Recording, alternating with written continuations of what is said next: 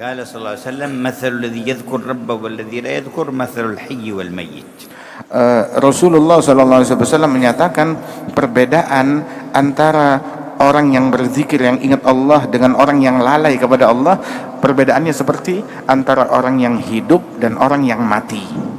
وقال اذكروا الله حتى يقول المنافقون إنكم مراؤون. Dan beliau mengatakan, Nabi Muhammad, zikirlah kalian kepada Allah hingga atau walaupun orang-orang munafik mengata-ngatai kalian, wahai kalian orang-orang yang munafik, dicaci. ويقول صلى الله عليه وسلم إذا كان يوم القيامة نادى مناد سيعلم الجمع اليوم من أهل الكرم. قال ومن أهل الكرم يا رسول الله؟ قال أهل حلق الذكر في المساجد.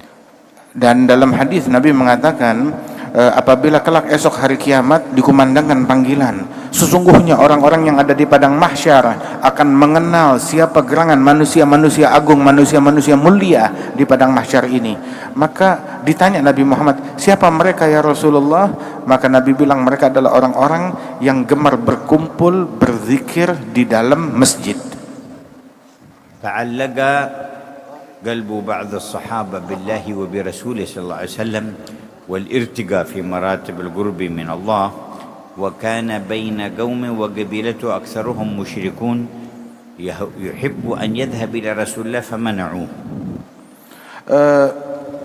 Terkait hati seorang sahabat Rasul Shallallahu Alaihi Wasallam dengan berzikir kepada Allah Subhanahu Wa Taala dan ingin mencapai pencapaian menjadi insan seutuhnya, tetapi dia dikelilingi oleh masyarakat kaum musyrikin daripada lingkungan dan orang-orang di kampungnya.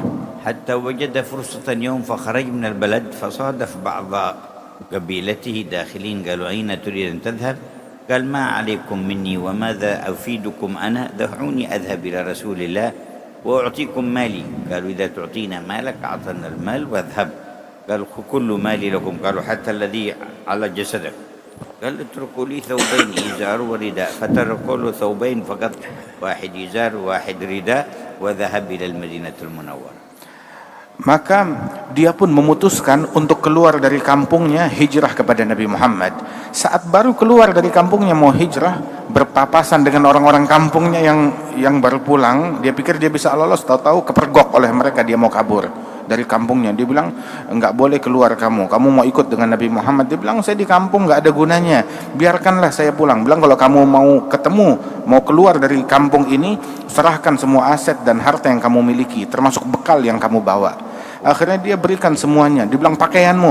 Dia bilang, ambil pakaian saya tapi sisakan 2 lembar pakaian untuk menutupi aurat saya.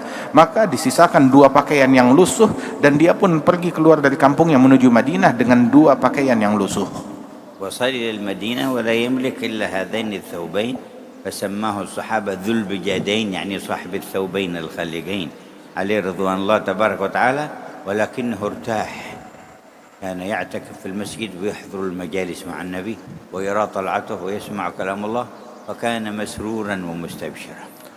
Dan sampailah dia ke Madinah, nggak punya bekal, nggak punya harta, nggak punya aset, nggak punya apapun kecuali 2 lembar baju yang sudah rusak, 2 lembar baju yang jelek, yang butut, yang sudah lusuh.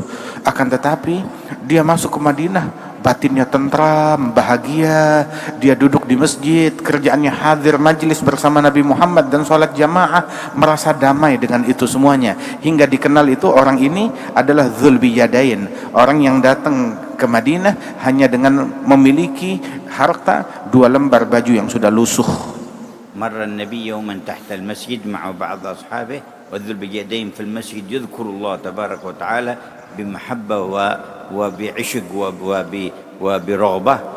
فقال بعض الصحابة أخاف أن يكون هذا مرائي يا رسول الله. فقال صلى الله عليه وسلم لا ولكنه أواه يعني رجاع إلى الله.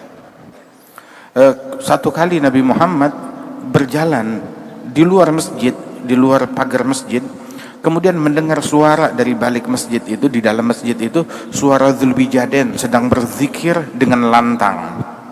Maka beberapa Nabi Muhammad bertanya, siapa ini? Ini suaranya Dzul Bijadain. Terus ada orang yang berkomentar kepada Nabi, ya Rasulullah, dia melakukan ini untuk riya, zikir lantang di masjid dengan keras untuk riya, ingin dipuji, ingin dilihat orang.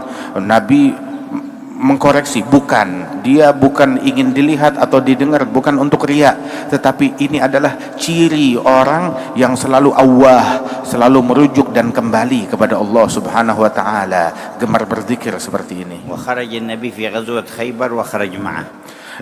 Beliau ikut Nabi Muhammad di dalam peperangan Khaybar dan turut bersama Rasulullah dalam perjalanan itu.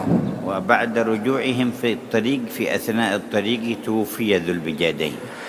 Dan dalam perjalanan pulang dari Khaybar, Dzulbijadain sakit dan meninggal dunia.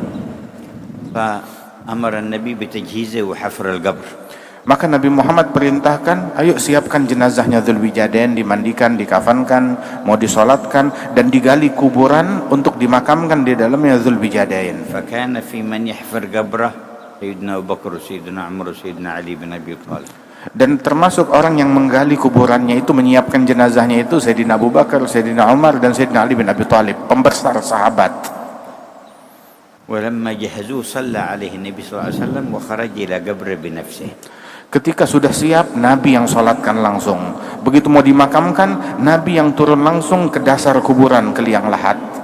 وتناوله منهم وألحده في القبر.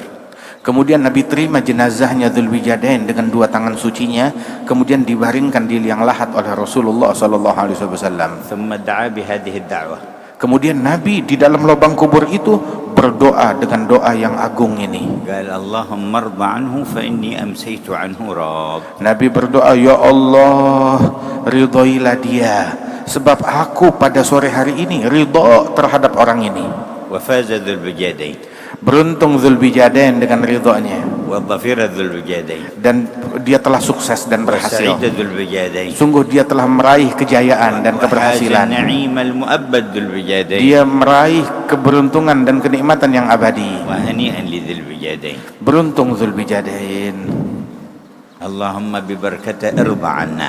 Ya Allah, dengan berkatnya ridhoilah kami.